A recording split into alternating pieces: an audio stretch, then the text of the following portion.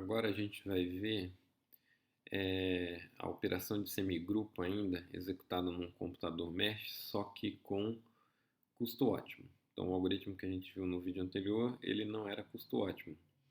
Ele tinha tempo θ de raiz de n e o custo dele era n raiz de n. Então, por uma simplificação aqui, a gente vai assumir que a quantidade de dados que a gente está trabalhando é igual a 2 elevado a 3k, então k é um inteiro, então a potência de 2 aqui, mas a gente tem esse fator 3 multiplicativo aqui. E aí, quando a gente está interessado em diminuir o custo de um algoritmo, a gente pode fazer duas coisas, ou diminui o tempo ou diminui o número de processadores. Então, aqui a gente está usando a ideia de diminuir o número de processadores utilizados para resolver aquele determinado problema. Então, aqui eu vou assumir um computador mesh, onde cada um dos lados tem raiz cúbica de n elementos.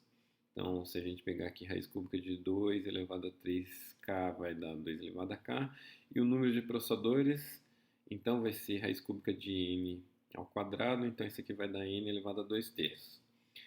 Então, o que a gente faz inicialmente é assumir que os dados estão distribuídos entre todos esses processadores. Então, a gente sabe que, inicialmente, cada um dos processadores vai ter n sobre n elevado a 2 terços processadores. E a gente vai ter essa quantidade de dados aqui, raiz cúbica de n dados. Então, inicialmente, cada um dos processadores tem raiz cúbica de n dados. E aí, o algoritmo é baseado nas ideias anteriores que a gente já viu, né? Então, se usa um algoritmo sequencial em computador RAM para resolver o problema nos seus próprios dados e depois usa um algoritmo paralelo que opera sobre os resultados computados por cada um dos processadores, para os dados locais. Então, aqui está uma descrição do algoritmo. Então, em paralelo, cada um dos processadores vai fazer a operação de semigrupo sobre os seus dados, que a gente sabe que são raiz cúbica de n dados para cada processador, e cada um deles vai computar a operação de semigrupo sobre os seus próprios dados e vai ter um resultado. Depois, com o resultado de cada um desses processadores, a gente pode fazer a execução do mesmo algoritmo anterior para realizar a operação de semigrupo, só que sobre os resultados computados no passo 1. Então, essa é a ideia do algoritmo. Então, cada um dos processadores executa localmente sobre seus próprios dados, obtém o resultado e depois cada um desses resultados é processado em paralelo com o algoritmo que a gente viu no vídeo anterior. Então, vamos fazer a análise agora desse algoritmo. Então, primeiro aqui a gente tem o tempo. Então, se a gente olhar aqui o passo 1, cada um dos processadores está executando um algoritmo sequencial sobre seus próprios dados. Como a quantidade de dados é raiz cúbica de n, isso significa então que o tempo do passo 1 vai ser θ de raiz cúbica de n, que é você executar a operação de semigrupos sobre essa quantidade de dados aqui com um algoritmo sequencial simples. Depois, no passo 2, a gente tem a execução do algoritmo do vídeo anterior.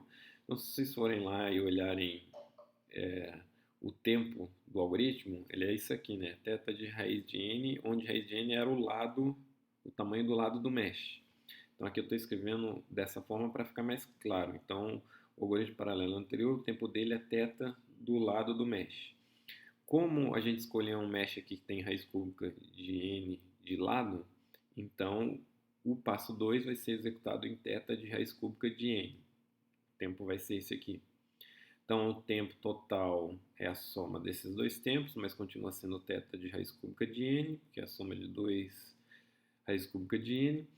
E o custo vai ser o quê? Vai ser o número de processadores utilizados vezes esse tempo. O número de processadores que a gente está utilizando é n elevado a 2 terços. N elevado a 2 terços vezes raiz cúbica de n, que é n elevado a 1 terço, dá então n. Então, a gente tem um algoritmo com custo θ de n, que é exatamente igual ao custo de um algoritmo sequencial em RAM. Então, a gente tem um algoritmo que tem um tempo raiz cúbica de n e tem um custo igual no algoritmo sequencial. Então, esse cara aqui é um algoritmo que tem custo ótimo. Certo? Então, a gente viu um exemplo aqui de um algoritmo custo ótimo para operação de semigrupo num computador mesh.